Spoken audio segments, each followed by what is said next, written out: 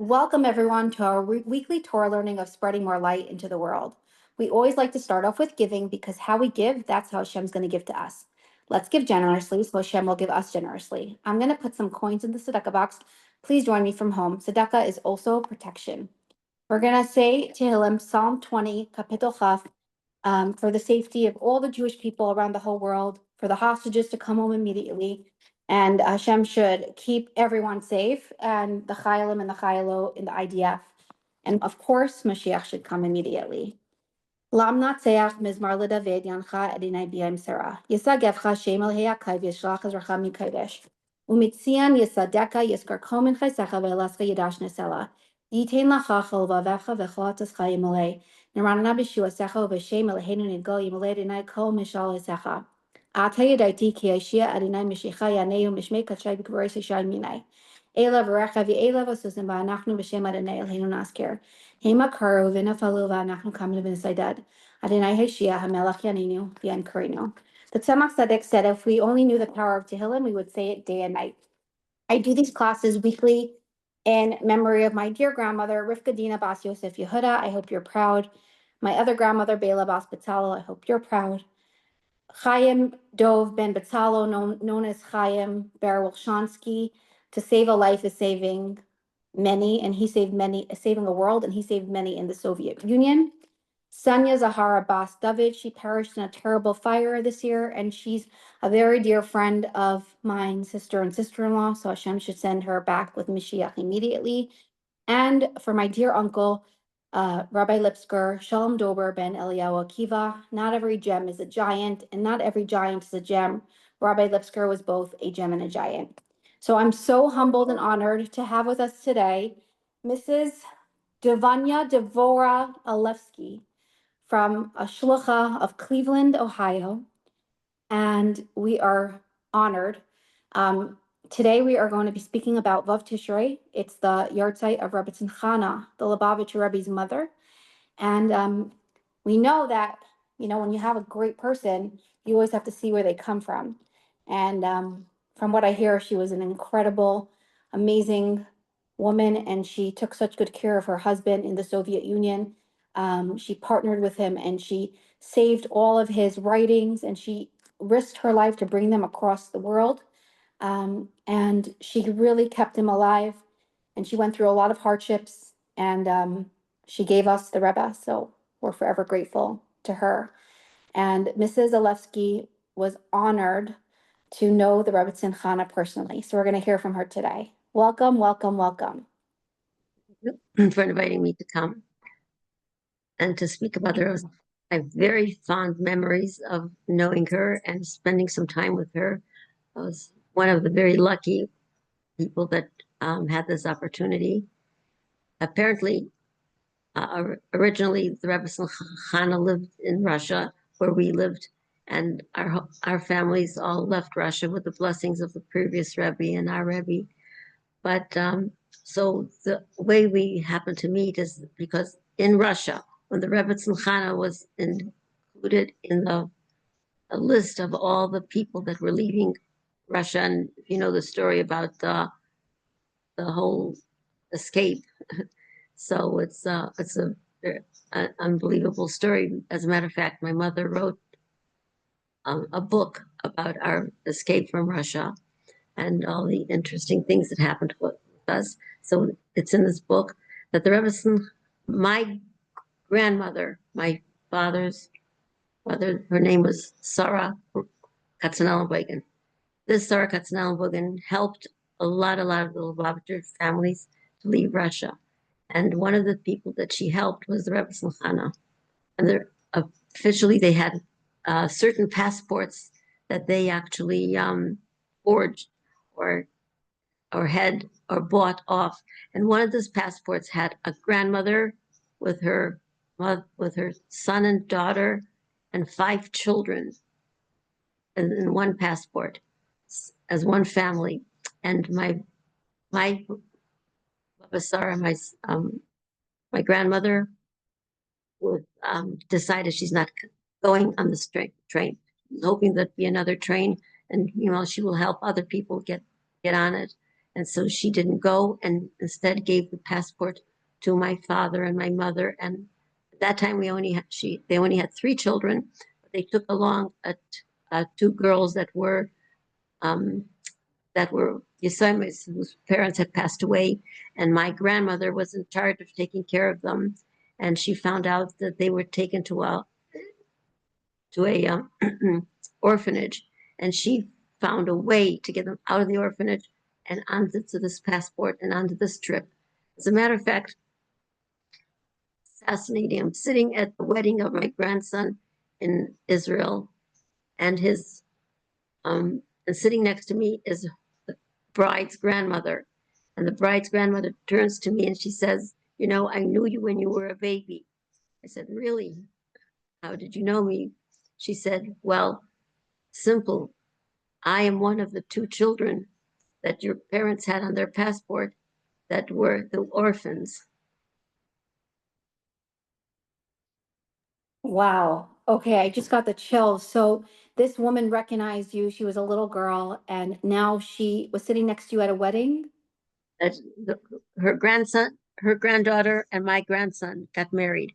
So we apparently, when she met me, it wasn't the first day, and there was the wedding, and everything was so tumult. So one of the Shabbat brachas, she said to me, "I remember when you were a little girl." And I said, "How did you remember?" And she said, "I am one of the 2 children that your Bava Sarah saved from the orphanage." So that's incredible. So the shidduch is even more meaningful now to the family because it's a full circle. Correct. Correct. Wow, that's So amazing. it, Are you allowed to say this lady's name? you know what? I am, but I forgot to ask what the name was, and Okay, so maybe we'll link it if we need to. Can I ask you? You said your mother wrote a book. How do we find that book with the escape from Russia? okay. The name of the book is The Queen of Cleveland, and that's because the Lubavitcher Rebbe called her when she came from past dollars, and she was doing so much work for the Jews and the Russian Jews and everything like that, that the Rebbe called her back, gave her an additional dollar, and said, "This is for the Queen of Cleveland." The, Wow. So I'm going to find that clip and I mean, the YouTube link to this book. If anybody wants it, they'll know how to order it easily. Jew, I think I have it here. Yeah, let's show it up. Let's show it on the Okay. class. Oh, okay. While you got the book, if you could hold it up for us. Um, how did your mom write the book? Okay, so my sister Just Henya, hold it up a little bit higher. Yeah, great. We see it. And then look what I have right here. I just ran to my cup. Look, I also got it. The Queen of Cleveland. That's so cool. It's a great book. Mrs. Henya Lane told me I should buy it, and I did, and I wasn't sorry. It was excellent. And Henya Lane actually spoke on our class about this book. I'll link it to the recording as well. So tell us how this book, how the recording of the transport came about. Like, how do we know about it? well, there's actually many people who've written books and articles about the secret way that the Chabad Hasidim, and left Russia in a special ability of whatever is like what I said before.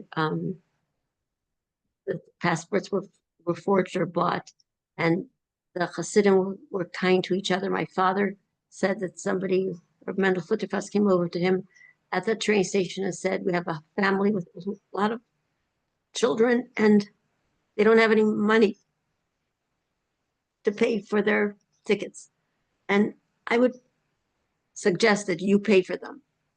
And my father gave $500 in those days. Was not a lot, was a lot of money, but he had gotten it from his mother. She said she's not going, and such, and she, quickly gave him this this money, and he gave it for this family, and and now the interesting part is that this family, so many of their children are married, grandchildren are married to our children and grandchildren. Wow. Wow, wow. And this family name, you know? Yes, Kesselman. I actually know Kesselman. That's incredible. Wow. I want to just say it's also a full circle. You mentioned Mendel Futterfoss, who helped with the transport. There were a few people involved, and one of them was, I said in the beginning of the class, Chaim Berelshansky. I interviewed him, and he was one of the guys on the ground that used to drive people to the train. He did all the scare, the really, the work that he was able to get away with it because he didn't look like a rabbi, but he really saved many, many Jews. So I'm so glad that we're able to give him a shout out for his holy neshama because it's pretty amazing. Everyone, the old generation remembers him. I'm sure your mom knew him. But yeah, Those- so My parents, everybody lived together as one big happy family, and there's just so much. And we listened to these stories from the time we were very young. My mother and my father kept telling us all about it. My grandmother, you know, and my aunts and uncles, and so our whole family and a lot of the Lubavitchers were, you know, were together in this. And it was just a very, very big nest. There's actually a story about the Frierdiker Rebbe, who a nurse or somebody who was standing and watching him suddenly taking care of him because he was paralyzed. He came to America. Suddenly he fell like this, and they got very, very scared that he passed out or something happened, and they quickly called the Rebbe, his son-in-law, and the Rebbe listened carefully to what. See, he looked like he was mumbling, and his eyes were closed, and he said, "Don't worry." He's saying Az Yashir. He's davening for the ex the exit of all these Hasidim who are now in possible danger because they're passing through the trains and having to give their passports. As a matter of fact, my husband's family were all Lubavitchers and came out on this transport. And many other people that we knew. Even though I was too young to remember what happened in that transport, once we arrived in France and we lived together with all the Lubavitchers in some of these chateaus. Um, once I have some very nice memories of that time. and how old were you then? So I was probably about 4 or 5, and So you were with my father probably in the same place and my grandparents because they're yes, also there. yes, we remember, and your grandparents, we remember them very, very well. And it turns out that they're also related to my husband. You're, Yes. you're right. So there's many, many connections we have. I mean, we could talk about it forever, all the connections as well. So we're very lucky. Okay, so tell us a little bit about the transport with Rebbetzin Chana. Like, was she happy to go to America? Was she afraid? Because at this point, her husband passed away, so she's a new widow, would you say? Yes. So actually, in Almata, where she and the Reb Levick lived, was a family, a Raskin family, Reb David Raskin, with and his brothers and sisters and sister, and they lived in there, and they took turns taking care of the Rebbe, of the Reb Levick. So we have some stories about that as well. So our family was close, and when Reb David Raskin came to America, he then started taking care of the Rebbetzin Chana on a personal level as well. In other words, he was the one in charge of her house and her activities and what she had to do, and that's how I came into the picture. Was there So any stories about Rebbetzin Chana on the travels that you like were told or remembered? Anything that stands out? that is not so much. Just that my mother said that she was very kind and very nice, and they their mother, Baba Sarah, told my father, make sure you carry her luggage and make sure you take good care of her because she's the Frierdiker Rebbe's mechut canister. So make sure Wow. you And did people know who she was, or it was more of a secret? no. So a lot of the people knew of her or knew her from that she and they all tried to find a way of helping her, that she was the Rebbetzins, the Rebbe's Mechotenester, right? Right. Okay, another question. So you from France, you guys traveled where after? Wait, before that. So in France, we lived for 5 years before we were able to emigrate to the United States. We were refugees that had applied to emigration. If you're going to Israel, you can emigrate immediately. The Israelis wanted to take you as soon as possible. If you're going to Australia, now the Rebbetzin Rebbe then assigned people where to go, or asked them where, and he gave them, the suggestions. My parents very much wanted to go to America, and so they had to wait 5 years before the quota for America opened up for them. And then, so when we did finally come to America, I remember very clearly the airplane. We were on a plane because other people went by boat, our family, and there was the Korf family, and there was anyway, there was other people that I recall were on the plane. And when the plane landed in New York, and everyone, as a matter of fact, the Rapinikor, I think that was his name, gave a Dvar Torah and on the loudspeaker, and told us that we're landing, and then we're going to be seeing the Rebbe. And when it landed, I screamed out, Lashon Haba. Wow. And you were how old? I was, I was 8 years old. So it just came out. Wow. And where was Rebbetzin Chana at this time when you were on the plane? So I don't know where she was, because when she was taken from the readings, I do know she was taken by the Rebbe, came to Paris, actually was here a few months to make sure to get her back to America as soon as possible. And we waited in Paris for 5 years. So So fast forward, now you get to America, you're 8 years old. When did you reunite with Rebbetzin Chana again? at that point, I think we had a visit with her, because we knew her from before. So we had a visit with her. And what was that like? I don't recall that visit, because I was 8 years old. I recall the Yechidus we had with the Rebbe, but I don't recall the visit with her. But nevertheless, I knew that I knew her, because when we went to Crown Heights, then we had made a point to see her, or because wait outside, and when she came by, we would talk to her. But that she did this to everyone. She was very friendly, very smiley, very nice, and a lot of people met her on a regular basis. Wow. So we were talking earlier and you told me, and not many people know this, but you had the merit to live in her home with her. And So could you tell us how that came about? So Reb David Raskin, who was in charge of her home, and many other things in Chabad, the head of the Rosh Yeshiva, and so many other things. So he approached me one day, and he said, the Rebbetzin Chana has a special, an elderly woman, a woman who helps to take care of her and be with her in case she needs anything. And she went away for Pesach, and after Pesach, she's not coming back. We have to find someone else. Would you be willing to stay with her?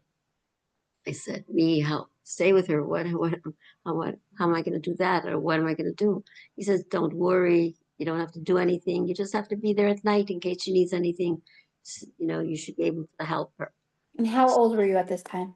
So here, I was at this point, I was 16 years old. I had graduated high school in Cleveland, and I had gone to New York to go to Beis Yaakov Seminary,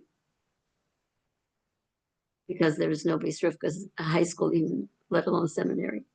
So I stayed with my grandmother, Baba Mariasha Shagalov, and with my aunt and uncle house, Rosa Marazzo. Rosa was my aunt, my mother's sister, and her and so I stayed with them. So I would see the Rebbetzin, like you said, walking on Shabbos and saying hello, and everybody said hello to her, and she was very friendly, and that was on a regular basis. But then a year later, of 2 years later, because I was there twice in Beis Rivka in Crown Heights. But anyway, I graduated high school in Cleveland, and I went back for seminary. At that point, Rabbi David Raskin asked me if I would, and I was still single, and if I would go and help her. So he said it's nothing much. So I went there. I got introduced to her. She told me to please come every evening at 7 p.m. And I would knock on the door. She would open the door. I would come in. We would chat a little bit, and it was. Then I would go read or do some homework and things like that, and then I'd go to sleep. She'd go to sleep. I'd go to sleep, and the next morning we said goodbye to each other. And I went to school, came back again. I also taught Talmud Torah after school. So, and then by 7 o'clock, I came back to see if she needs any help, and if not, to stay and go to sleep. So I did that for about a few weeks, until they found someone else to take care of. Did you Sure. enjoy being in her presence? Like, was there any unique stories that happened while you were there? Because you weren't with just a regular, older, cute lady. She was the Rebbe's mom, Rebbetzin Right. Chana. So it was definitely a feeling of overwhelmness, but I try to, do the best I can. Um, One time when I came there, I knocked on the door and she didn't answer the door. So I knocked a second time and nobody answered the door yet. I knocked a third time and a woman opened the door.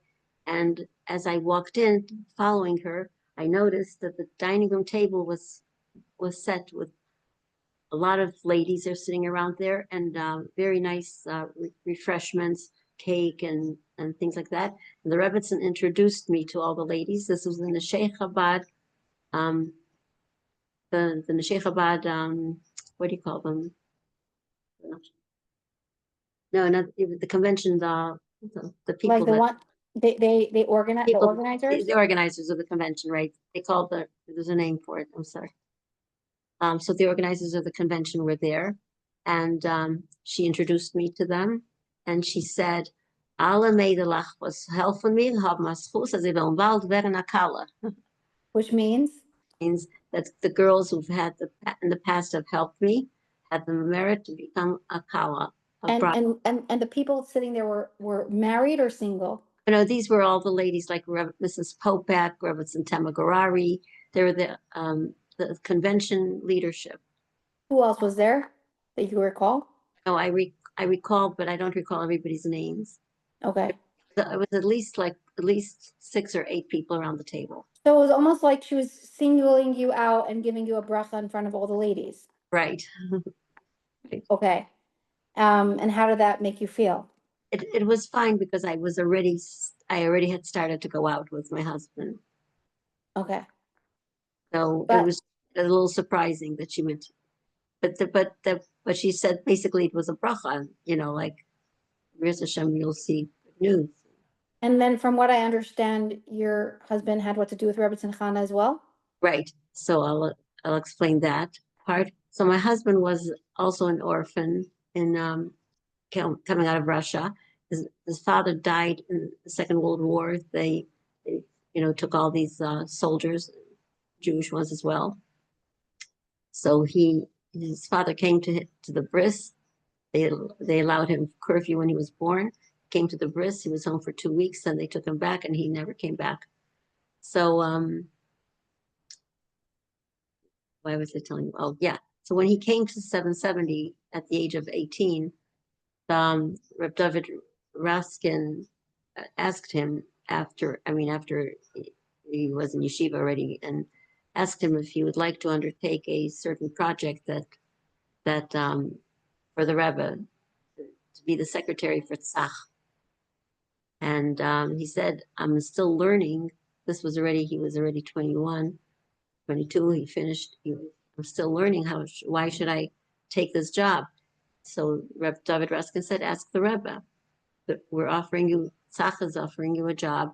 We need somebody to work. We feel that you can do it. And he was very capable, and he definitely was able to do a lot, did a lot. Um, so why don't you ask the Rebbe and see what he says? So he asked the Rebbe, and the Rebbe said, yes, you should take it. Oh, you should take a half a day, work a half a day, and learn half a day. So, and besides that, after learning a half a day, they were given additional learning to do that that he was included in. So that's how he started working for the Rebbetzin. My husband said to the David Raskin, "Why are you taking me to the Rebbetzin instead of somebody else?" He said the Rebbe and the Rebbetzin are so proud of the fact that the new organizations called Tzach started, and we feel the Rebbe feels that you would be doing a good job there. So, you before that, what he did was he typed Hebrew, and he typed the Rebbe's sichas, and then he would sell them for a nickel a page or piece, whatever. It was the whole operation that the Israeli Bachrim were able to do. Anyway, he has a lot of fascinating stories about connection to the Rebbe as well. Okay, so for the viewers that are listening that maybe is not so familiar with Tzach organization, could you tell us what it is? The Tzach was the Lubavitch youth organization that began to work with outreach to the Jewish community in general. And so my husband was put in charge of that. What they did was they called college colleges and asked if they would have an evening with Chabad. They were invited to synagogues and to other places, organizations, and they were spreading out. And then the different Messiah. There was just a lot. There's a lot. The parade actually was by Rabbi Jacob Hecht. That, but Sach helped with that as well. So there was just a lot of activity going on. The Rebbe was just overwhelming us with so many programs, and he needed help, and so he was very instrumental in getting a lot of these programs working. Wow. So how did you guys meet? So he's working by Rebbetzin Chana now? Now he's working for Tzach in 770, but whenever Rebbetzin Chana needs something, either Reb David Raskin or my husband, at that time he was just the Bacher, was called, so for instance, there was my husband relates that for Chaf of, which was the Rebbe's father's Yahrtzeit, Rebbetzin Chana would have a farbrengen at her house for a few of the elderly people who knew him, and in Russia. So my husband was invited to set the table and to organize everything and to bring the food and to, afterwards clean up, and if a light bulb was missing, to put, that in. So he was the one that was in charge of Rebbetzin Chana's house to take care of whatever needed to take care of, in times when she was hosting people like that. Wow. And at this point, you were also in her home for the same like time span? It could be, but I never saw him because they did. Like I didn't know him and didn't talk to him, so I wouldn't have known he was there. Maybe to set up the food for the ladies, visit. Maybe he did that. I didn't know to ask him or talk to him because we weren't at that point. We did not know each other. It's incredible. So she made a Hasidic gathering of bringing for her husband's holy Yes. soul, and she invited the people that personally knew him. Correct. And Correct. these people were like elderly, right? Yes, Obviously. they were elderly Hasidim, right? And they And discussed. where did they live? Where were they from? All from Crown Heights, or? I think they were all from Crown Heights. I don't know who they were personally, but he said that they discussed reminiscent of stories. They sang songs that the Reb Leivik, as a matter of fact, when they sang one of the songs that Reb Leivik used to sing, she said it's not exactly the right version. And the Junge Light facing those best that label you sing it for them. And Wow. he sang the song, and she liked his version better. That's amazing. And wow. So they were reminiscing and Label sang for them. That's so nice and that's so like thoughtful of her to make a Farbrengen. Just a little, I don't know if you know this about how I'm connected to Reb Leivik. My namesake, Chaya Wolshansky, cooked for Reb Leivik. And when times were really hard, Reb Leivik asked Rebbetzin Chana, like, who cooked for this? For me, and like there was no food, and he really like appreciated it because it also tasted very good.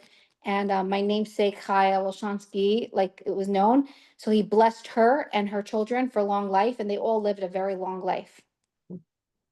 So I feel connected, and also Rebbetzin Chana, when she passed away, the Rebbe wanted a minion of people in the room and in by the hospital. My father was one of the people that was there, one of the men with Rebbetzin Chana's holy, like leaving this world. He was there. So I'm so happy that we get to have this conversation today about Rebbetzin Chana. She's been through a really hard life, and she watched her husband literally like go to exile, looking one way, coming out looking like a completely different person, a broken man.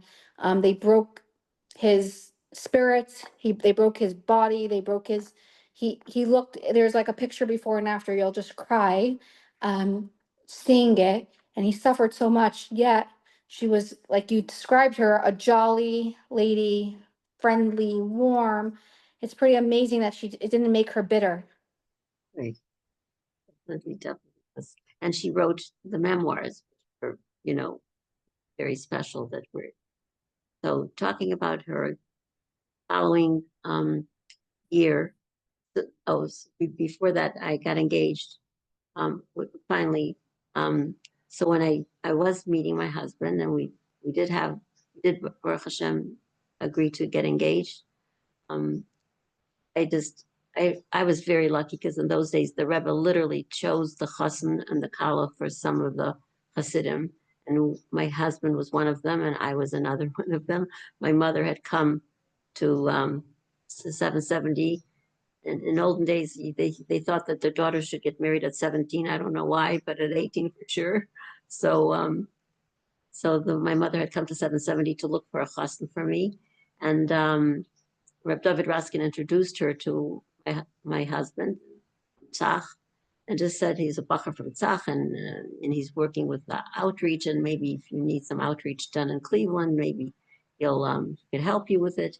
So my mother went to the Rebbe for Yechidus, and the Rebbe and asked the Rebbe for a list of.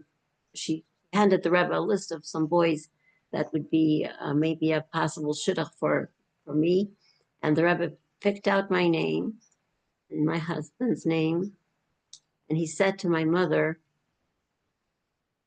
"Ich soll dir nicht erzählen, ich soll die Kinder nicht erzählen bis noch Pesach.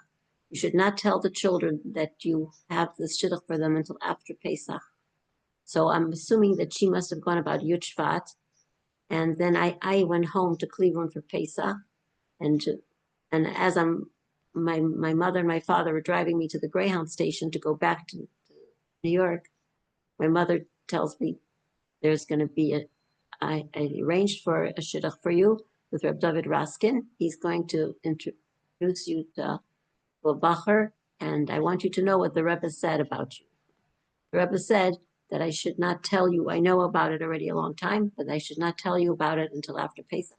Now it's after Pesach. I'm telling you, and you should go and have this um, have the shidduch. So how did you feel about this? Very, very honored that the Rebbe is picking out such a specific bacher for me, and so it was very, very special.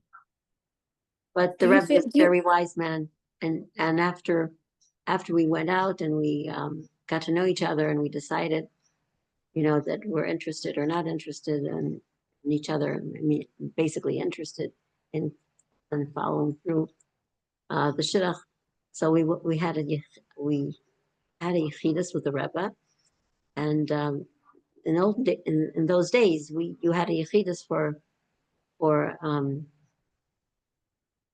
haskama and the bracha to have the shidduch. So when we went in for the yechidus, I went with my father. He came for Shavuos.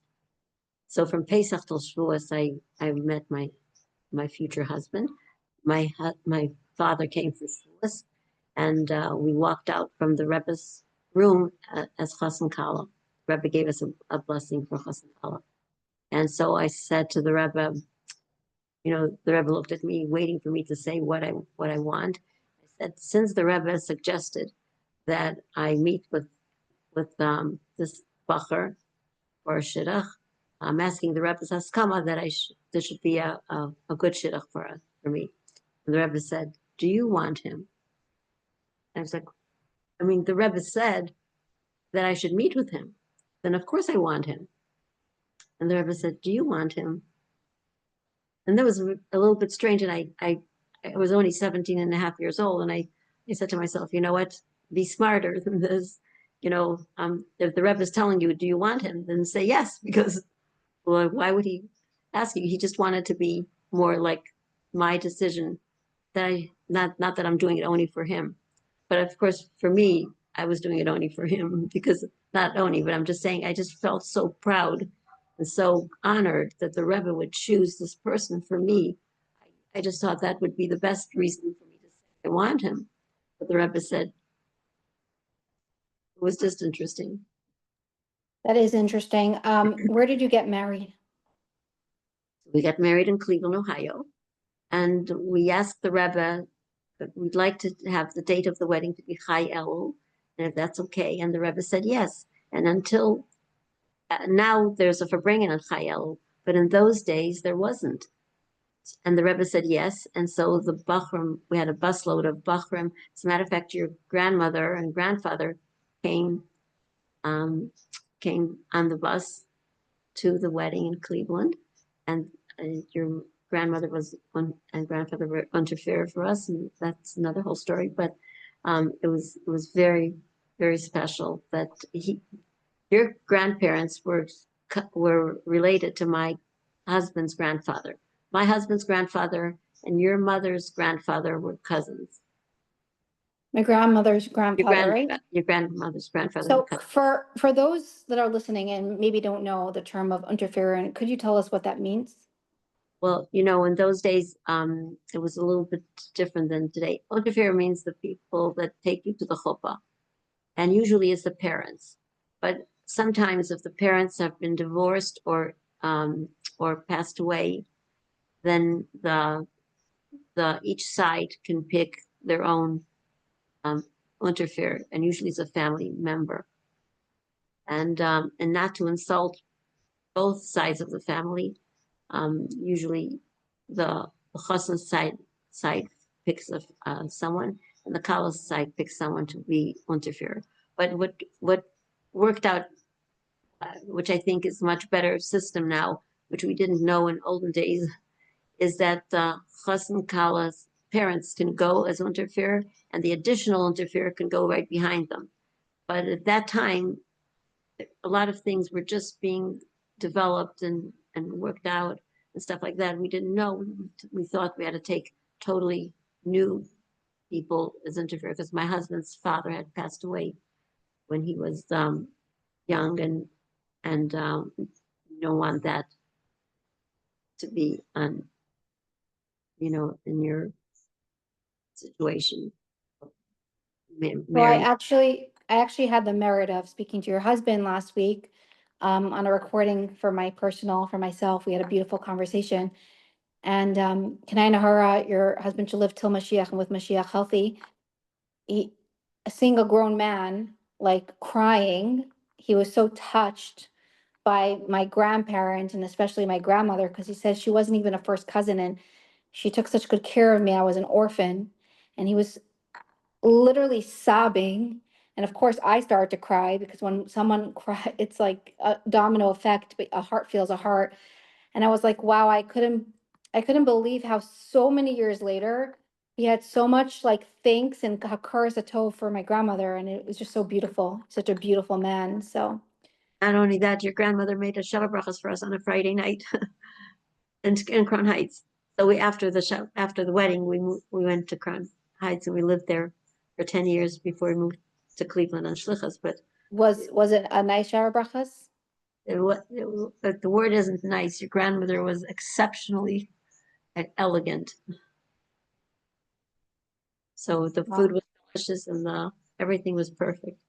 So that's so let me special. just okay. So let me just go on and explain what happened after that.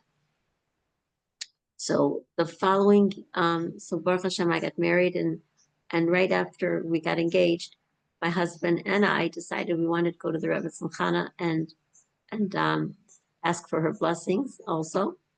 So we went, we talked to her, we made a date, a time, and we knocked on the door, and the Rebbetzin Chana opened the door for me,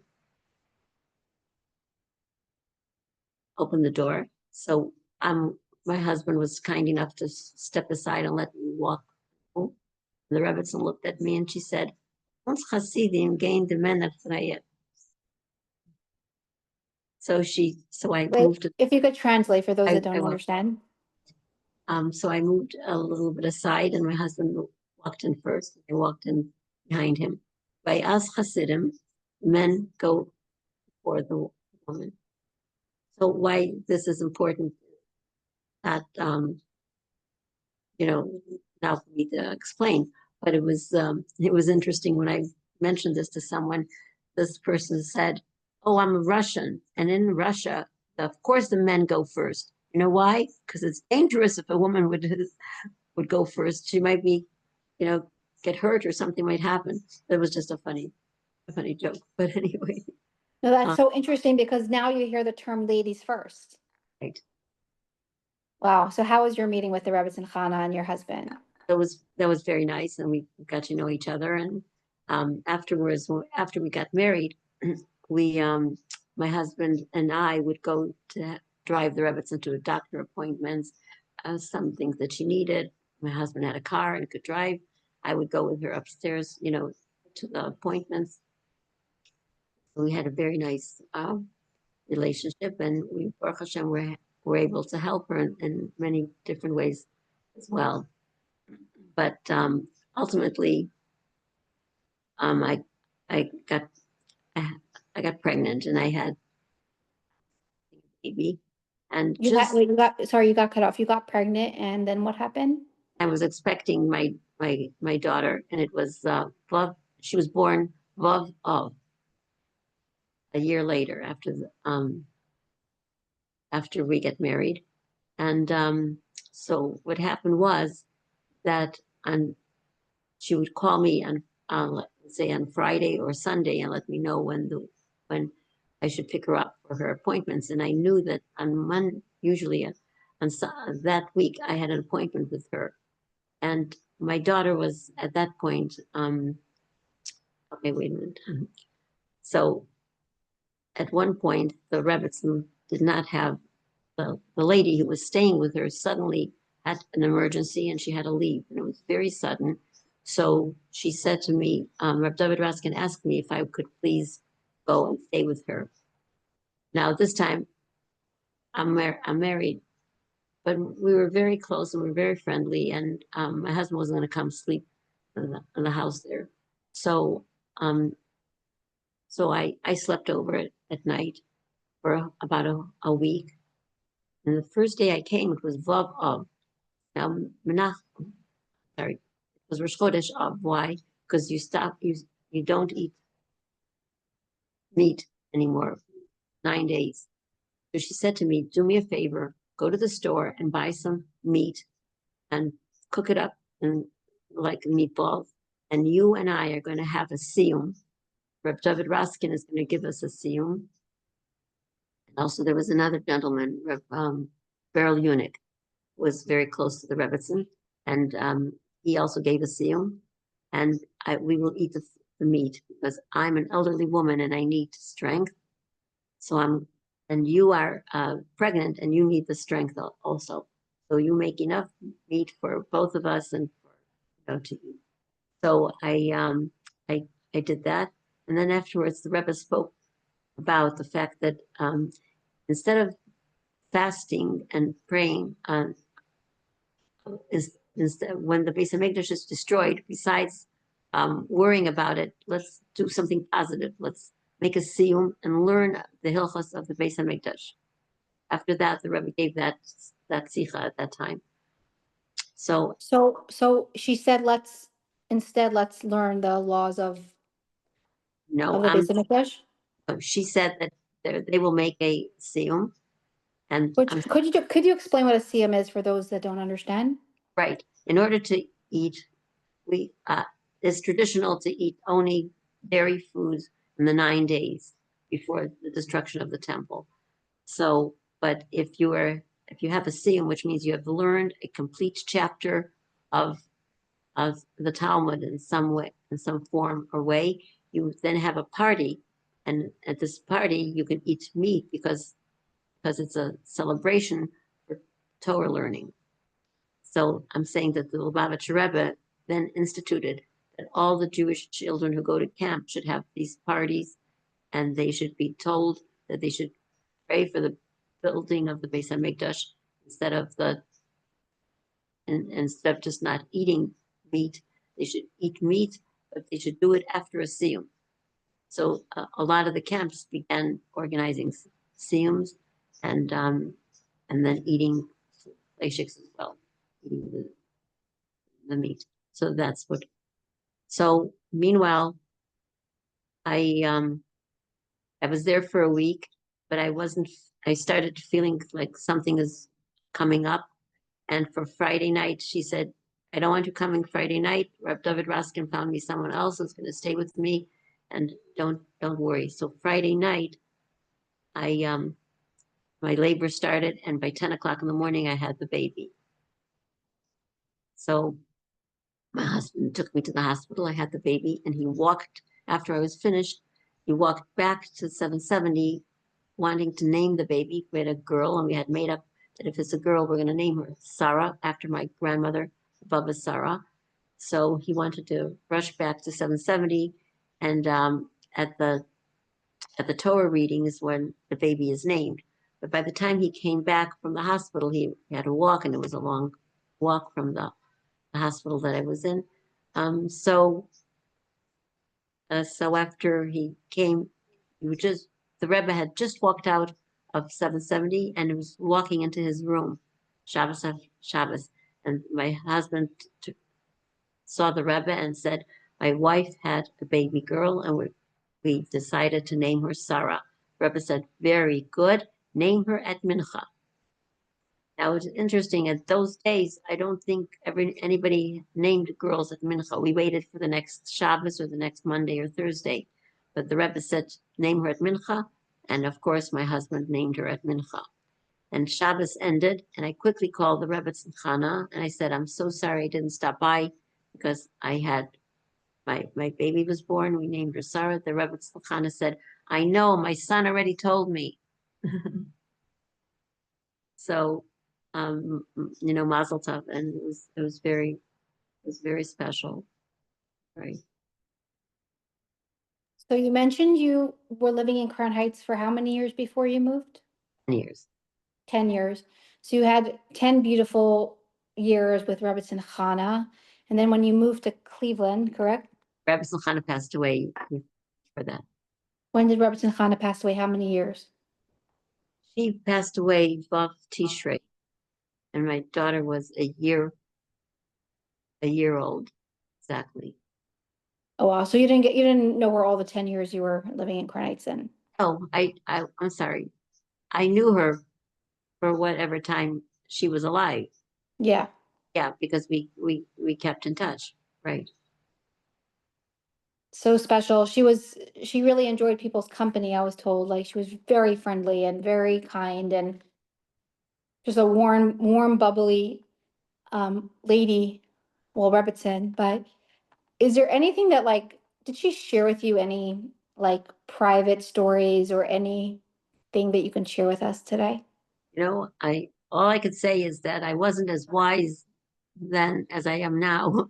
And I said to myself, why didn't I just talk to her and ask her, how did you know my grandmother, personal stories?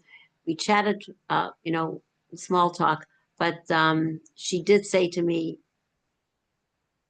did I read her memoirs? She had, at that time, she had them circulating in the Yiddish Haim. And she asked me whether I read them, and they were in Yiddish. They were not in English at that time. And I knew how to read Yiddish. So anyway, that was interesting that, we tried, but I don't recall any specific. Now I say to myself, I wish I would have asked her and written down, some of the stuff that she said, but I don't recall. Wow. And what are some life lessons that you learned from her? And while you were in her home, did you ever get to see the Rebbe? Because he would come visit his mother every single day, which is unreal. Someone like the Rebbe that was so busy, he made time for his mother every single day. Yeah, so actually, this is a situation that happened, and it was a little bit overwhelming, but I came to, as she said, at 7:30 every evening. And remember the week before when I came there, the lady opened the door. Well, this time, a week later when I came there, this was already at the convention. The Rebbe the convention was actually in the small shul upstairs in 770. And after the convention, everybody passed by with a note right to the Rebbe if they had any questions. And then I, I, my mother, who had come to the convention also, we had decided that we would drive my mother, my,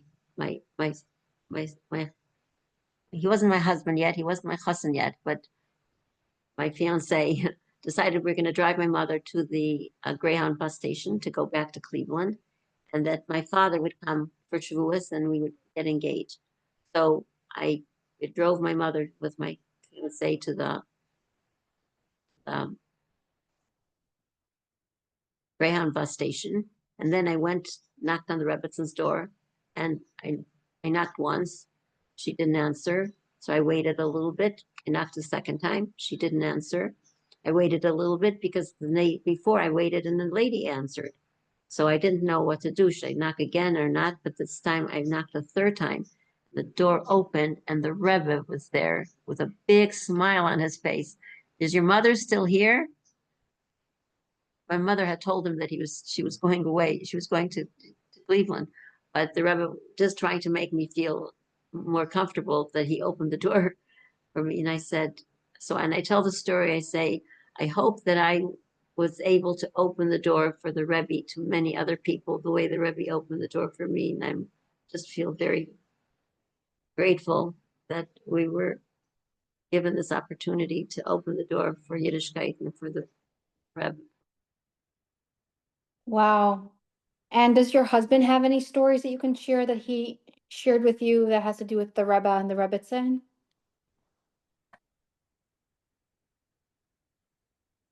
Yeah, he has, I don't know, do you want to ask him the story? But he has a very interesting story. In the programs that my husband ran for the outside community, the Jewish community, at one point, and every letter that came to request a speaker from Chabad or to vice versa, or a thank you letter for the Rebbe, my husband would show it to the Rebbe. And one day, a stack of letters arrived from all these people who had wonderful experiences through Chabad. And the Rebbe, my husband, gave it to the Rebbe to see. And usually the Rebbe gave it to him at the end of the day. And this time he didn't. So my husband was like a little surprised. But the next morning, when the Rebbe came to 770, Rabbi Kleiner, Rabbi Groner gave my husband all the letters back, and my husband thought maybe something was wrong with the letters. He took a look, nothing wrong. But there were some very interesting letters there, thanking Chabad for coming. So my husband had an idea. He'll go and show it to the Rebbe's mother. because she loved to hear what was going on. So he goes and shows her the stack of letters and tells her, Rebbetzin, there's so many interesting stories and opportunities here. People are so excited about Chabad. She started laughing. And my husband said, Rebbetzin, what's so funny? She says, I don't know if I should tell you. So he said, Rebbetzin, if you wouldn't want to tell me, you wouldn't have laughed either. So she laughed even harder. And she said, I didn't want to tell you, but my son showed me these letters last night. So basically, the Rebbe had taken these letters that were so interesting and usual that had started coming in, and he came and showed it to his mother. It's amazing. Your husband did share that with me. It was such a good story. I have a question for you. Okay, so you got to see the Rebbetzin in a lot of different lights because you got to see her in her own home, and that's when you get to really see who the person is. So, can you share with the world like what life lessons you learned from the Rebbetzin? Well, I think that what I learned is just that I was very, very lucky to have been in her, available to help her. And I really, otherwise it was like I said, I was a very young 16, 17-year-old, 18-year-old, and helping whatever I can, thanks to my parents, my grandparents, that they taught us the right way, and that I had the opportunity. So just to conclude that with now it's not connected, it's connected to the Rebbetzin, but it's a little bit of a different story. The last woman who helped to take care of the Rebbetzin, her name was Mrs. Wiener. And after I was there and had the baby, I said to Rabbi David Raskin, I said, I know a lady who's a Holocaust survivor, who's very good friends with my Baba Maryasha, with my grandmother, and she's very good friends with Marazov's grandmother, Baba Bracha. And she's an elderly lady who's looking for work, and I think she would make a very nice companion for the Rebbetzin Chana.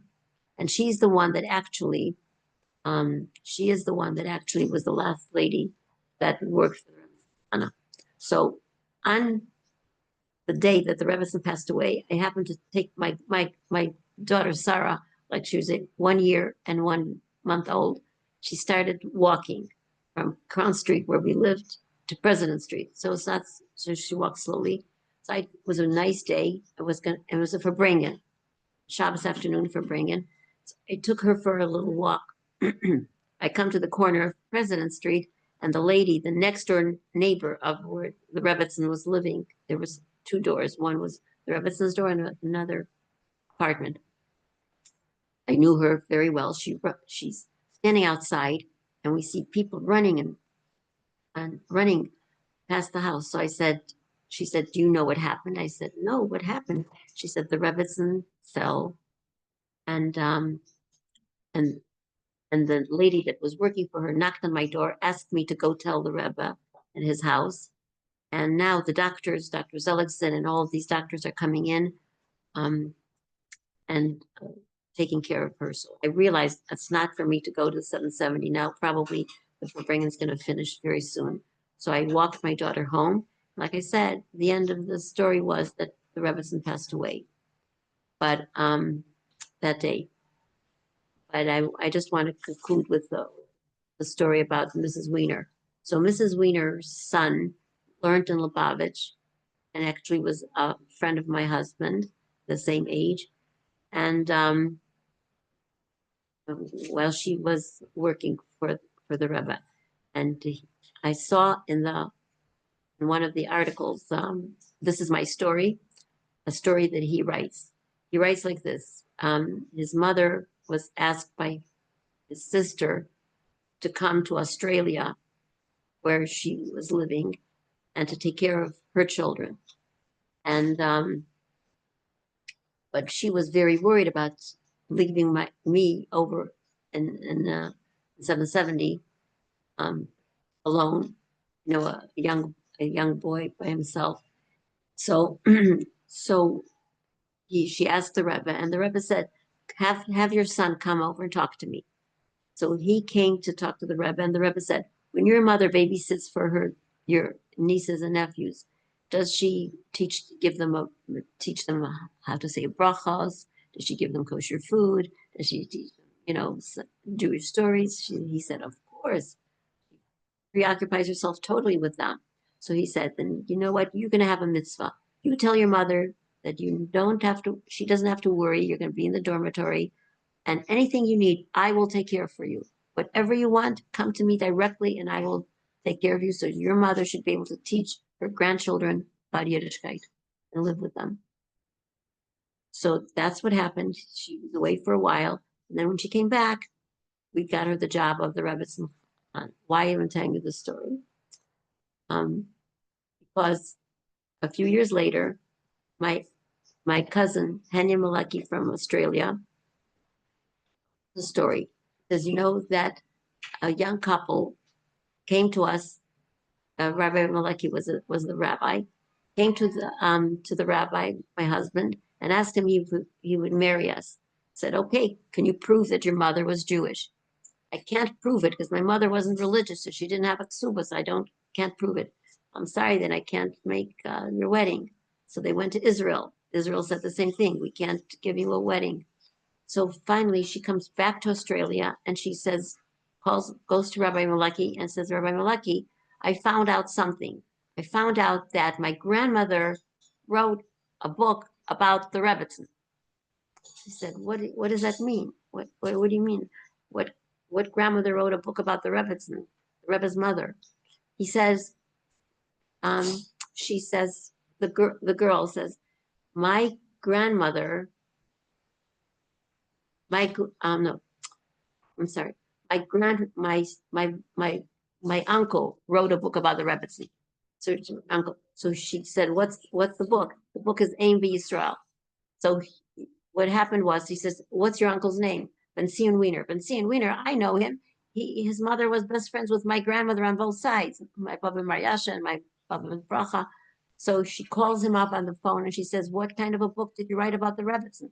He said, "No, someone wrote a book about the Rebbetzin and asked me if I would print the book on my expense in memory of my mother." So the book was printed in memory of his mother, Mrs. Wiener, who helped the Rebbetzin. And so now they knew that she was really really Jewish, and they made the wedding for her. And I thought I'd like to end with this story because I think that it talks about, the Rebbe and what he really stood for and what he wants us to do.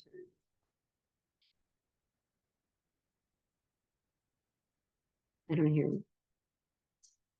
Sorry, I was muted. Again, a full circle of a story. Right. That's incredible. I'm so honored that you spoke. But before you go, can I just ask you one question about your shluchas? So can you just tell us a little bit about your shluchas, what you like, because you came 10 years after living in the US and then you went to Cleveland. So if you could tell us a little bit about it. I know there's a lot of Chabad houses under you and your husband. Right. So we're very proud of the fact that there's 20 Chabad centers here in Cleveland. And I think 22 Bochum, or maybe more, but thank God. And this is just a blessing of the Rebbe that he is undertaken to change the world in such a way we did not even know what was happening, that all the changes were coming along, but just the way he did it was so amazing, involving everyone from the children to the adults so we're just very lucky and feel very honored that we were chosen to be the Rebbe Shluchim and we're able to, to work this out. And saw miracles, people, and everyone that knows Chabad and knows what Chabad has done for them. They're so proud of the fact that they have children, grandchildren, great-grandchildren. The majority of the people who don't have such a strong connection to Chabad, I think are missing out on that, not because of their own, but it's just that the children did not recognize as quickly as so Baruch Hashem, we've had a lot of success, the Rebbe's success, hoping to bring Mashiach, and hopefully it'll come very, very soon. But the most important thing that I've learned from the Rebbe and the Rebbetzin and from Chabad is that every Jew is equal. We're just all Jews, and it has nothing to do with what we practice or don't practice. And I think that people have finally picked up the message and realized that, and may this Ahavas Yisrael, the love of a fellow person, a fellow Jew, bring Mashiach very soon. Wow, amen, amen. Thank you so much for your incredible encounters with Rebbetzin Chana and the Rebbe. And how lucky and fortunate are you that you got this merit along with your husband? And how lucky are you that the Rebbe literally made your shidduch? I believe that when you help out the Rebbe, he helps you out. So he really took interest in both of you, and that's incredible. I mean, he would have done it for anyone, but anyone that took care of his mother, he took care of them. So you should continue I to think see I'm sorry, but I think that the Rebbe would have done it to anyone, like especially the orphans in those days. I mean, there's so many young, boys and girls who were orphans, and the Rebbe took a personal interest in them, and that's just remarkable the way he handled that. And I think we have a lot to learn. Everything the Rebbe looked at was positive. Everything was positive. There's never negative. It's just, I mean, that's the thing that I'm trying very hard to learn. to look at everything with a good eye and see everyone for their goodness, because everyone has good within them. Exactly. And that's how the Rebbe saw each and every one of us and anyone that he encountered. So I think that's a nice lesson to end off with. And I love your Ahavas Yisrael message, and that we're all the same. We truly are. And we just need to love each other more, because that's what's going to bring Mashiach. And I feel very lucky and humbled that we got to hear you speak. I hope we'll get you again to hear your shlucha stories, but this was over the top for Vav Tishrei. It's also Chai Elul this week, and it's like a Yantif, so we can say good Yantif to everyone. And basically, Happy, healthy New Year. yes, and a happy, healthy, sweet new year to everyone listening. And it should already be accomplished, whatever you guys want and need in a revealed way. It was very cool that you spoke about Rabbi Zelickson. We just did a class on Rabbi Zelickson. I will send it to you. And the Rebbe, he was the Rebbe's personal doctor, and he was pretty much everyone's doctor. He was a genius, and he was a very holy man, a very holy Jew. And the Rebbe actually said it. So it's pretty amazing that you mentioned it on this class, and we'll link that class as well. So I want to say thank you so much. Humbled and honored that I got to personally speak to you and now have this beautiful interview with you. Thank you for doing this. It's an honor and a privilege. Thank you for offering it. Such a privilege. Thank you. God bless you and everybody.